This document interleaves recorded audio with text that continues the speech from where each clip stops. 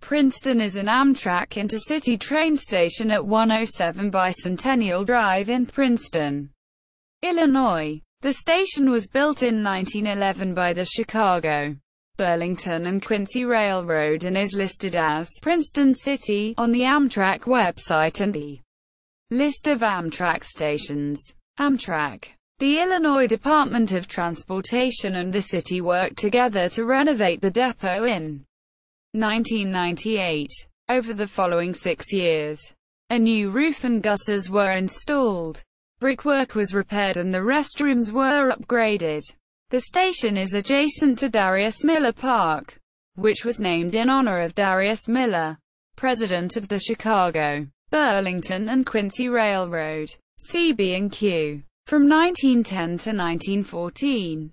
Officials from the CB&Q donated the land for the park following Miller's death. Media related to Princeton Amtrak station at Wikimedia Commons. City of Princeton Amtrak Depot. Amtrak stations Princeton. Eel. Princeton Amtrak Station. USA Rail Guide. Train Web. Princeton. PCT. Great American Stations. Amtrak.